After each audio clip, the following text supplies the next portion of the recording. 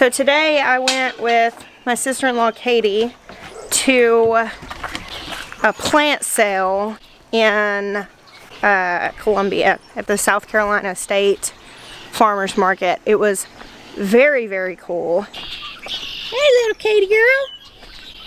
Hey Falcor.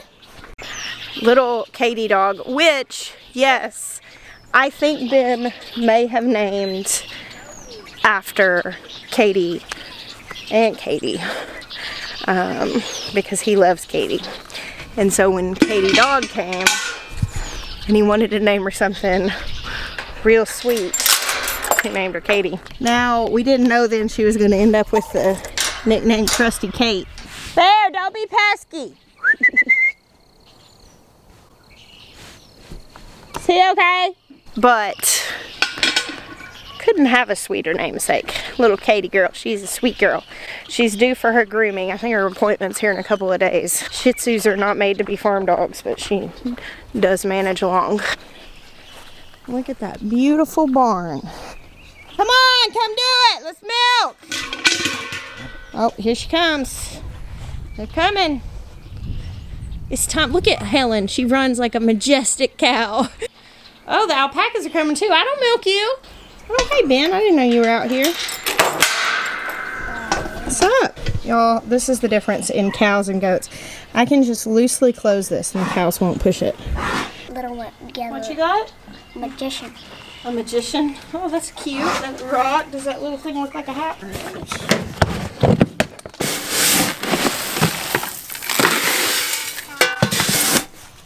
I was just about to set my camera down right there next to Hope, and then she kind of sidestepped. It made me realize that was a dumb decision. You want to go ahead and do the machine? Yeah, I think it would be best for her health to go ahead and milk her out. I don't mind doing it by hand, but I don't know that I have enough room in this bucket. Oh, thank you, sir. Can you just set that over there? The udder spray got knocked off, and Benjamin was going to get it. Climbing skill. Do you want to help milk? Here, put some oil on your hands. And then go around the other side. Okay, she can't kick. She's got the kick bar on.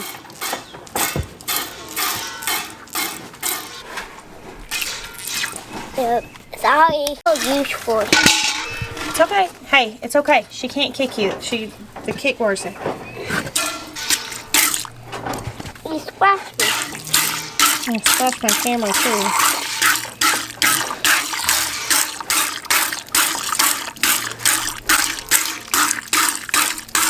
Mom, how do you do that? Good. Practice. I got the hang of it.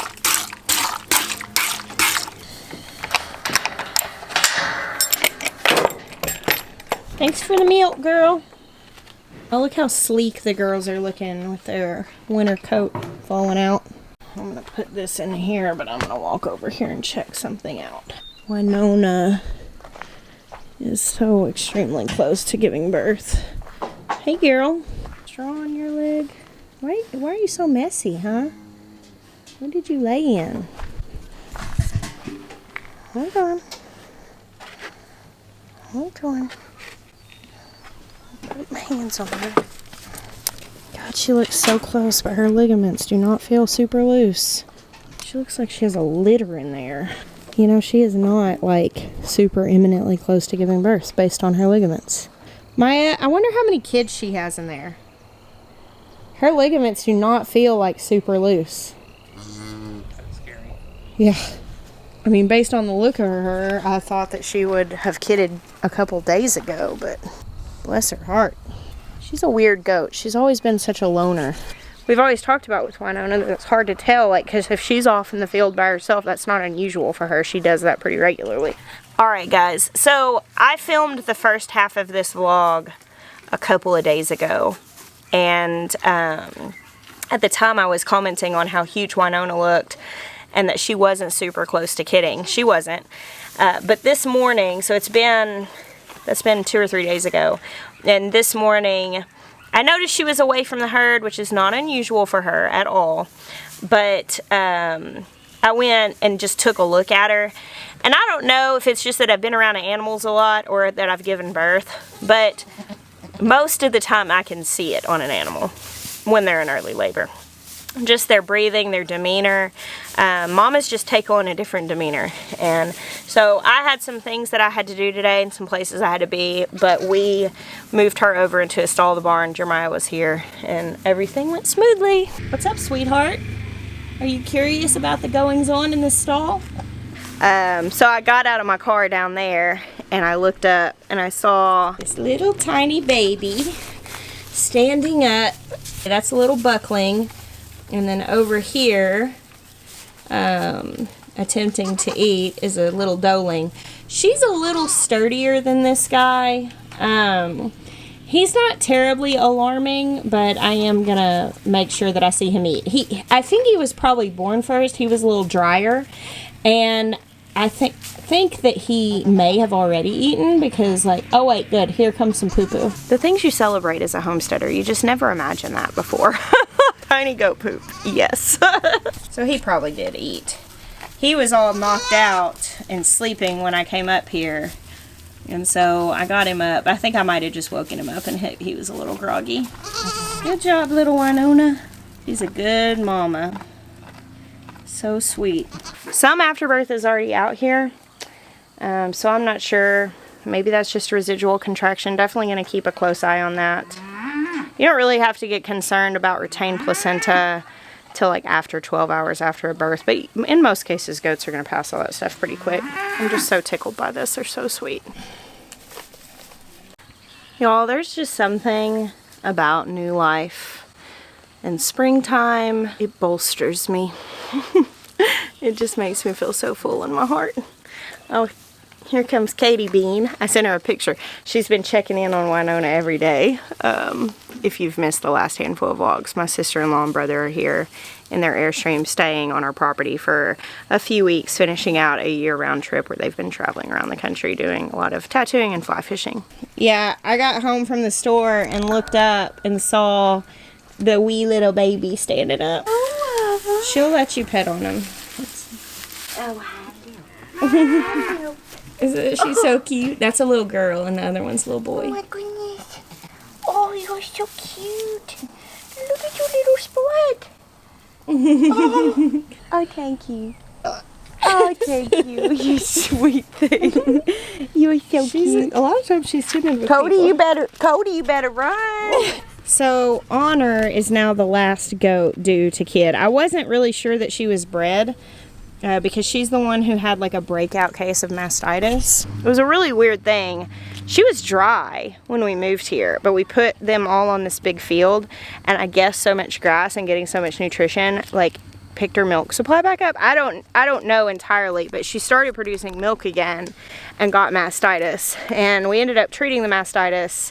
It was pretty persistent, but got her over it. But she didn't get bred when the other goats got bred because I think she was probably not engaging in breeding because she was sick. And so she was later, and her udder is starting to form. So she's gonna have some little Saanen La Mancha babies, and the babies that Winona just had are full of manchas. That's why they don't have ears. Sometimes people will be like, what'd you do to those goats' ears? Like, nothing, that's how they're made. They're actually derived from Spanish heritage, but La Manchas are the first breed of domesticated goats that actually originated in the United States. But their heritage, like the goats they were kind of derived from, are Spanish. But they are my favorites. I get asked a lot, like, what's your favorite breed of goat? And we have Nubians, La Manchas, we have one Saanen. In the past, I've had Nigerian dwarfs. And of all of those, my Nubians are so sweet. Big personalities, and I will say the Nubians are the prettiest, but the La Manchas I think are my favorite. They just have really good milk. It's got high butter fat, so it's kind of creamier, and they're easy to handle. They're a little quieter and more docile. Now, the biggest jerk goat I've ever known was La Mancha. And you know, people talk about Nubians being super loud. Like, one of my quietest goats I've ever had was a Nubian. So they can all just kind of do their own thing. You're never gonna like completely figure it out. You have to account for personalities. All animals have personalities. And while different breeds may be more docile or more aggressive or more loud, as a general rule, it's never like a black and white rule. And I feel like if you're wanting dairy goats, you really can't go wrong with a dairy breed. And the Nubians, the La Manchas, the Saanen, I've liked all of those goats. I liked the Nigerian Jors, but after milking full-size goats, milking a Nigerian Jor feels very futile. And incidentally, after milking cows, milking goats feels much the same. And that's why we are steering away from goats, because we're getting 35 gallons of milk a week from our 2 Jersey cows. It's insane. What do you do with that much milk? You sell it and give it away and make a ton of cheese and yogurt and butter and drink lots of milk and feed out pigs. I mean, that's so much milk. Like, we have to address the milk issue every other day or we don't have room. So milking the goats at this point, if I were a soap maker, then I could see that there would be benefit in that. And I guess maybe for like making goat cheese and stuff, we just can't get through enough of the stuff to really warrant it. So given our situation where you have this big field of grass, we do feel like cows are the best bet for us. But I still love goats. And I very much advocate for them being really good options for a homestead. All right, let's poke in here to the beautiful life-filled greenhouse. So one of the things that's going to be coming soon here is installing the flagstone path with the fountain, so I can start really laying out where plants are going to go, because I've got roses showing up, and I'd like to get things planted before it gets crazy hot. Y'all, look at this space. This woos me so much.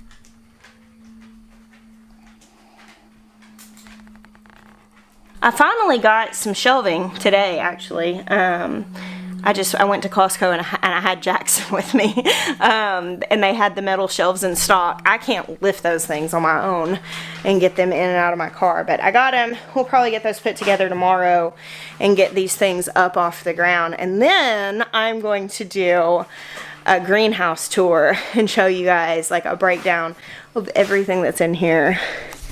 So tell me, do you want me to go like totally geek out and like tell you all the varieties of everything that's in here? Because it's a lot of stuff.